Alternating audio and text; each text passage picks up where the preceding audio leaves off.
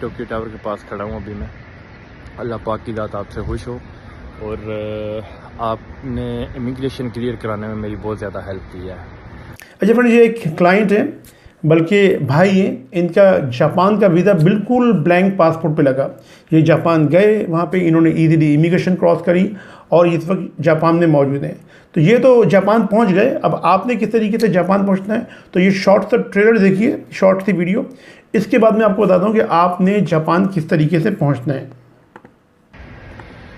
अस्सलाम वालेकुम वकार भाई, क्या हाल है? ठीक है वकार भाई, मैं खैर खैरियत से जापान में पहुंच आया हूं, टोक्यो में।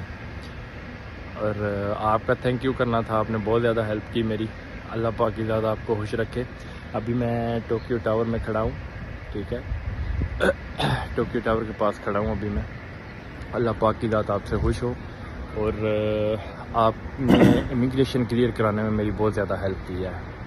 अल्लाह पाक आपसे खुश हो। जज़ाकल्लाह खैरा। अस्सलाम वालेकुम वरहमतुल्लाहि वबरकातुहू। बिस्मिल्लाहिर्रहमानिर्रहीम। अस्सलाम वालेकुम फ्रेंड्स, मैं आपका दोस्त वकार ताहिर ख़ान एम्स्टर्डम हॉलैंड से एक बार फिर आप सब दोस्तों और भाइयों की खिदमत में हाजिर हूँ। फ्रेंड्स, अभी मैंने आपको एक शॉर्ट सी वीडियो दिखाई जापान के हवाले से। अभी मैं ये जो भाई हैं, इनका बिल्कुल ब्लैंक पासपोर्ट पे वीज़ा लगा, किस तरीके से लगा वो भी मैं आपको बताता हूँ। और आपको ये बताऊँगा कि आप ख़ुद वीज़ा अप्लाई करना चाहें तो किस तरीके से अप्लाई कर सकते हैं जापान का, और अगर हमसे सर्विसेज लेना चाहें तो हम इस सिलसिले में आपको क्या सर्विसेज प्रोवाइड कर सकते हैं। तो फ्रेंड्स, ये भाई हैं, जापान में मौजूद हैं। इनका जापान का वीज़ा लगा। जब जापान का वीज़ा लगा तो इनका पासपोर्ट था बिल्कुल ब्लैंक और उस पर कुछ साउथ अफ्रीका की ट्रेवल हिस्ट्री मौजूद थी। तो इसके बाद इनका जापान का वीज़ा अप्लाई किया। सैलरी इनकी अच्छी थी। इनका जो बैंक है वो क्लोजिंग बैलेंस इनका अच्छा था। जापान का वीज़ा अप्लाई किया, नहायत ही आसानी से ब्लैंक पासपोर्ट पे इनका वीज़ा लगा। अब जब इनका वीज़ा लग गया तो ये परेशान हो रहे थे, वकार भाई मैं जापान जाऊंगा तो मैं डिपोर्ट हो सकता हूँ। क्योंकि मैं आपको ये बता दूँ कि जापान का एयरपोर्ट, नारिता एयरपोर्ट, टोक्यो का जो एयरपोर्ट है वो दुनिया का सबसे मुश्किल तरीन एयरपोर्ट है एंट्री देने के लिए। और काफ़ी पाकिस्तानियों को वहाँ से और इंडियन बंगालियों को डिपोर्ट कर दिया जाता है अगर ख़ास तौर पे वो ब्लैंक पासपोर्ट पे जा रहा हूँ। तो आपने वहाँ पहुँचना है और अगर वीज़ा ऑफिसर आपसे कुछ सवाल जवाब पूछ रहा है तो आपने उसको मुतमईन करना है। जब मुतमईन करेंगे तो एंट्री मिलेगी, वरना काफ़ी पाकिस्तानी, यानी जापान वो दुनिया का वाहिद एयरपोर्ट है जहाँ पर जापान और साउथ कोरिया, जहाँ पे सबसे ज़्यादा पाकिस्तानी डिपोर्ट होते हैं। सही है। तो अब ये भाई की हमने वीज़े के साथ साथ फिर इनकी तैयारी भी करवाई, क्योंकि हमारे अक्सर बेशतर क्लाइंट जो वो जब जापान जाते हैं तो हमें बता देंगे वहाँ पे इमिग्रेशन वाले क्या क्या सवाल पूछते हैं, और वही तैयारी फिर हम अपने क्लाइंट को कराते हैं। इनकी इंटरव्यू की तैयारी करवाई और ये नहायत ही वहाँ से ईजीली इनका इंटरव्यू क्लियर हुआ वहाँ पे, क्योंकि कुछ सवाल पूछे थे वीज़ा ऑफिसर ने और इन्होंने उसको वही जवाब दिए। क्योंकि हमें पता था जो सवाल इनसे पूछे गए वो हमने इनको बता दिए थे, वही वीज़ा ऑफिसर ने इनसे पूछा। और कुछ और भी तैयारियाँ करवाई गई थी इनको, होटल बुकिंग वगैरह, कैश मनी वगैरह, शो मनी, तो इनको फिर एंट्री मिल गई। फिर जापान पहुंचे तो फिर मुझे इन्होंने ये वीडियो बना के भेजी। तो फ्रेंड देखिए, जिस तरीके से इनका वीज़ा लगा है, ये जापान पहुंच सकते हैं, इस तरीके से आप भी पहुंच सकते हैं। इससे पहले भी मैं एक दो वीडियो लगा चुका हूं जो हमारे क्लाइंट जापान पहुंचे थे, लेकिन मैं इस तरह की क्लाइंट्स की वीडियो कभी लगाता हूं। बस कभी कभार आप लोगों को दिखाने के लिए, कुछ लोगों की रिक्वेस्ट दिखा दिया करें तो मैं आपको दिखा देता हूँ। तो अब इसमें यह कि अगर आप खुद वीज़ा अप्लाई करना चाहते हैं, अभी मैं बताता हूँ कि जो मिडिल ईस्ट में रहने वाले हैं वो किस तरीके से अप्लाई कर सकते हैं। अगर आप खुद अप्लाई करना चाहते हैं तो उसके लिए अगर आप कारोबार कर रहे हो तो आपके पास बिजनेस चैम्बर ऑफ कॉमर्स में आपका रजिस्टर्ड हो, बिजनेस अकाउंट हो, प्राइवेट अकाउंट हो, अगर बिजनेस नहीं है तो प्राइवेट अकाउंट मेंटेन्ड हो और कम से कम 10 से 15 लाख रुपए उसमें क्लोजिंग बैलेंस हो। सही है। इसके साथ साथ अगर कुछ थोड़ी बहुत ट्रेवल हिस्ट्री है तो वो भी चल जाएगी, अगर नहीं है तो फिर भी आप वीज़ा अप्लाई कर सकते हैं। इसके साथ साथ आपके पास टैक्स रिटर्न हो कम से कम 2 साल के, और उसमें एक अच्छा टैक्स शो रहा हो, जिससे शो हो रहा हो कि आपके महीने का प्रॉफिट कम से कम 1.5 से 2 लाख रुपए, यानी कि 18 से 24 लाख रुपए आपकी पूरे साल की जो है वो इनकम शो हो रही हो, विदाउट यानी एक्सपेंडिचर्स निकाल के। तो ये तो हो गया बिजनेस वालों के लिए। अगर आप पाकिस्तान में जॉब कर रहे हैं, कम से कम 1 लाख या इससे ज़्यादा आपकी सैलरी आपके अकाउंट में आ रही हो, कंपनी का अकाउंट से एनओसी हो, क्लोजिंग पर्सनल अकाउंट में सैलरी आ रही हो, पर्सनल अकाउंट का जो क्लोजिंग बैलेंस है वो कम से कम 10 से 15 लाख रुपए होना चाहिए, तो फिर आप वीज़ा अप्लाई कर सकते हैं और फिर लगने के चांसेस मौजूद हैं।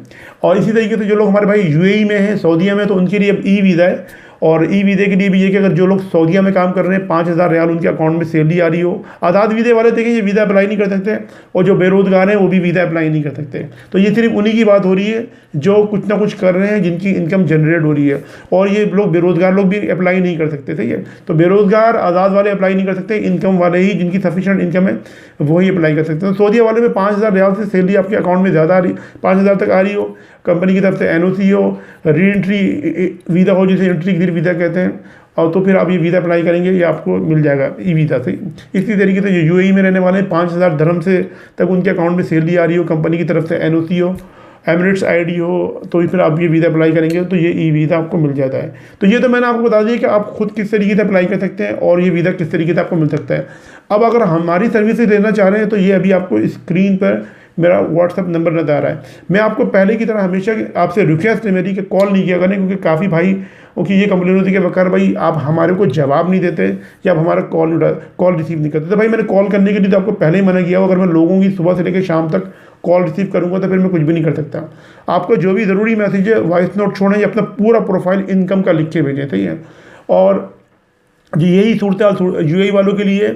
और जवाब में उन लोगों को नहीं देता जो सिर्फ मुझे सलाम दुआ मेरी खैरियत मालूम करने के लिए सवाल जवाब कर रहे होते हैं। ये पूछते हैं जापान का वीज़ा कितने का है, हॉलैंड के वीज़ा कितने वीज़े हैं, 3 वीज़े दे दो, 4 वीज़े दे दो। तो मैं गैर ज़रूरी सवाल के जवाब नहीं देता हूँ। जो सवाल पूछते हैं उनका मैंने बता दी कि अपना पूरा इनकम का प्रोफाइल लिख के भेज दें तो वो ज़्यादा अच्छा है।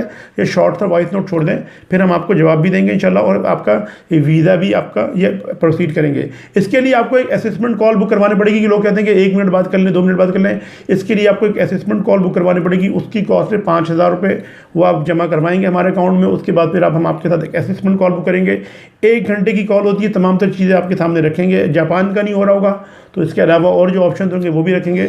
और बाद में जब आप केस हमसे प्रोसीड करवाएंगे तो फिर ये 5,000 रुपये जो असेसमेंट कॉस्ट है ये नेक्स्ट अमाउंट में से नहीं माइनस कर देंगे। देखिए फ्रेंड्स, हमारा टाइम, जिस तरह आपका टाइम बहुत कीमती है इसी तरीके से हमारा टाइम भी बहुत कीमती है। तो हम ये शॉर्ट इन्फॉर्मेशन आपको इस तरीके से मैसेज टू मैसेज नहीं दे सकते। एक शॉर्ट सवाल का जवाब तो दिया जा सकता है। अगर आपने डिटेल से बात करनी है तो उसके लिए फिर आप असेसमेंट कॉल बुक करवाएं। आप देखिए बाहर जाना चाहते हैं, पैसा कमाना चाहते हैं, फैमिली की सपोर्ट करना चाहते हैं, तो उसके लिए फिर थोड़े बहुत पैसे आपको खर्च भी करने पड़ेंगे।